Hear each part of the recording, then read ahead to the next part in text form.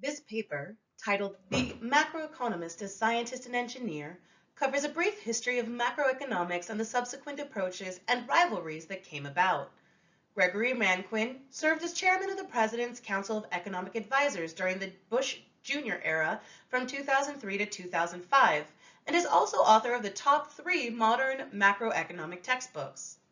This paper is especially valuable as it is a reflection of his experience from working as an insider for policy, not only as an academic. We started long, long ago. Macroeconomics ruled the world, a world of market mechanism and invisible hands.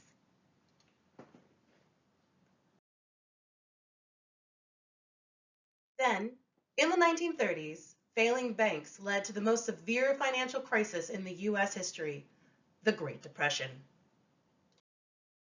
With the power of the almighty invisible hands diminished, came a cry for a practical application of economics to solve this new crisis, and thus macroeconomics was born.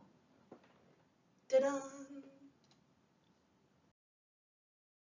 The field of macroeconomics gave birth to a split personality, the scientist and the engineer.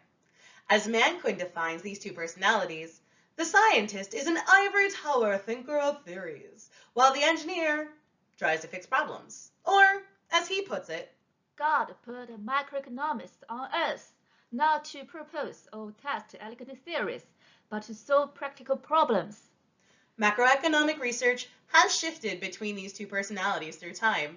However, the original superstar of the engineers, John Maynard Keynes, is still legendary.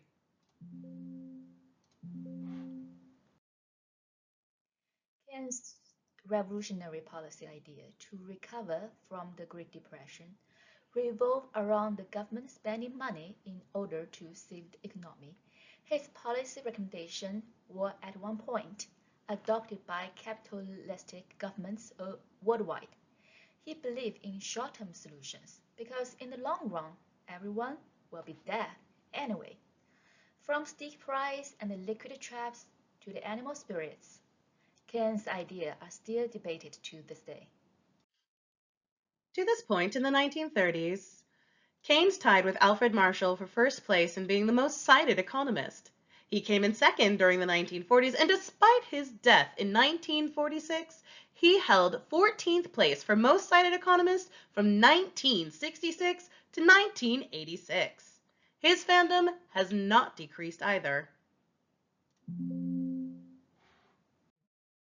As Keynes, voice rose to dominancy, there was another personality split amongst the Keynesian, macroeconomists between scientist and engineer trying to refine Keynes, initial ideas, well as Hicks, and Modigliani, work on classroom-friendly models suited for incoming students, Klein, and Eckstein, develop applied models for forecasting and policy analysis, especially for the Fed. During this time, many tools were created to better guide policy for economic stability. By the 1960s, cracks in the Keynesian consensus started to appear, and a reincarnation of the invisible hand sprung forth, ushering in an age of the neoclassical. The Neoclassic Movement came in 3 waves, resembling a musical progression from 1960s to the 1980s. The leader of the newest movement was Milton Friedman and his group, the Monetarists. Friedman's greatest monetarism album include hits such as Economist stability woogie of the inept policy boogie. whose lyrics decried how economic instability was not due to independent people, but instead failed monetary policy. The thumping jam as sung by a goat. The Animal spirits waltz. criticized the view that the economy was inherently volatile and was only buffered by the wide decision of the investors, such as the Keynesian believed. Then there was the rambunctious tune carried by the sound of a piccolo melodically depict the fatal flaw in the Keynesian relationship between inflation and unemployment. Lastly, a bubblegum pop ditty called Money, Illusion, Infusion, a suggestive mechanism about the ignorance of a common man and a nominal wage. Wave during the 70s rang in a more dramatic group of economists led by Robert Lucas and his cult of the rational expectations. Their first hit, called Useless, only screamed the words Hands! and Useless! over and over again for 4 minutes and 26 seconds to the sound of drums marching in the background. Failed Seriously was a dramatic number, with its most famous line being, You fail so seriously because you failed to take rational expectations seriously. Lastly, the sorrowful power ballad One Hit Wonder expressed an ironic cynicism for any and all Keynesian models. Lucas crooning into the mic. If they work one time only. The last wave was a medley of punkish and ghost-like disting, with classics such as Requiem de Keynes. and Keynes is for old dudes. they echoed the trash talk of the Lucas era. The cello forward Business cycle for reals. mumbled a song on how the real business cycle did not include monetary policy, and the thrumming Random Shock Symphony used shocking new technological innovations to discomfort audience everywhere.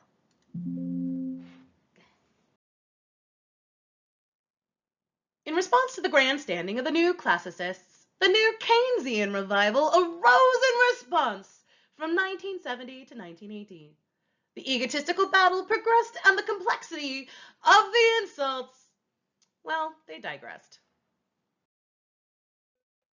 The Neo-Keynesian synthesis was much like the rap battle today, with angrily scratched hits like, Yo, you can see your ears, but the market ain't gonna. Hey, and time horizon, relevance, not you mention.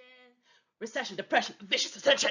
This scrappy lot rebelled against every tall thinkers, rebuffing the flaws of the initial Keynesian logic with updated lyrical theory. The last two waves digressed quickly, resulting in tawdry clapbacks and insistence on being correct, like, stabilization, baby, and overly wordy titles such as coherent micro theory for invisible hand failure of short run micro phenomena. The last hit, a compilation done by various artists titled Not Revolutionary, Not China, Not Russia! was stubbornly reluctant anthem of how Keynesian economics was not trying to revolutionize the field, but to try and fix a problem. Here, Good news for you guys. the bandstanding transitioned into a new generation of economists.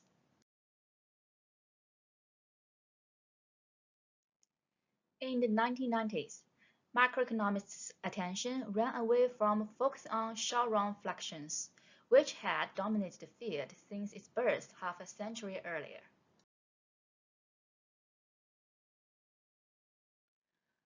During the 1990s, macroeconomic attention shifted to long-run economic growth.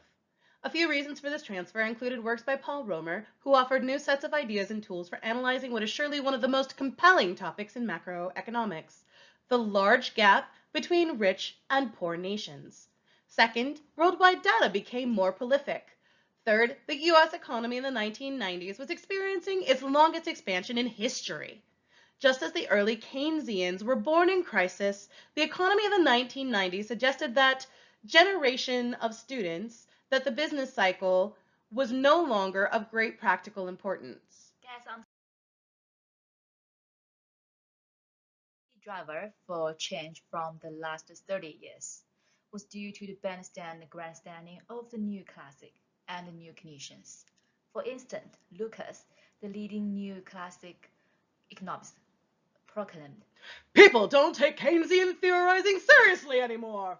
This was later followed by a leading Keynesian, Robert Solow, calling the classic market clearing assumption "Foolishly restrictive." He followed it by saying, I remember reading once that it is still not understood how giraffes manage to pump an adequate blood supply all the way up to its head. But it is hard to imagine that anyone would therefore conclude that giraffes do not have long necks. They don't.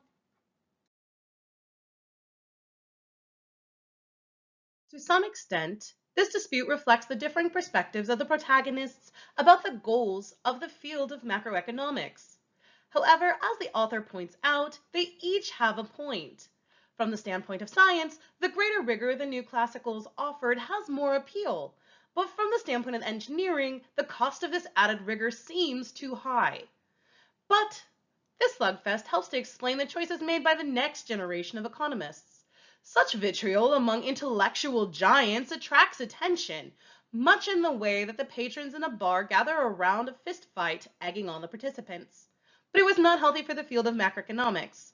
Not surprisingly, many young economists chose to avoid taking sides in this dispute by turning their attention away from economic fluctuations and toward other topics.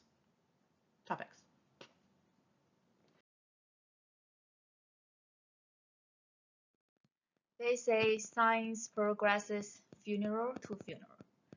Or as Mankiw points out, it's more like from retirement to retirement nowadays. The combative gents set down their instruments in order for a new wave of economists and ideas to play on.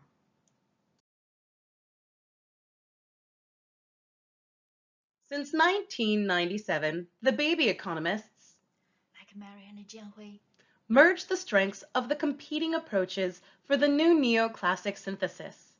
In their puppy eyes, the economy is a dynamic general equilibrium system that deviates from a Pareto optimum because of sticky prices, and perhaps a variety of other market imperfections.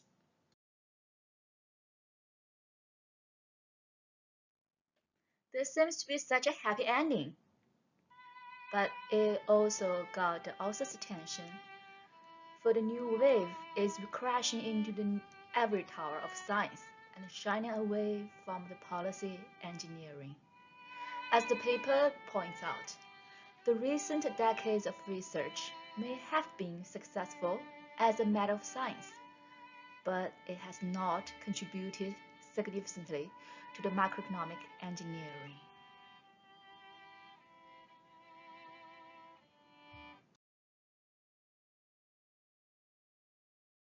It is no wonder macroeconomists are shying away from the engineering path. Alan Greenspan, the greatest central banker ever, over his time at the Fed valued flexibility over policy. In 1996, Lawrence Meyer went from academia to serving as a governor of the Federal Reserve for 6 years and said in his book, Recent development in business cycle theory, promulgated by both the Neoclassic and the New Keynesian, have had close to zero impact on practical policymaking.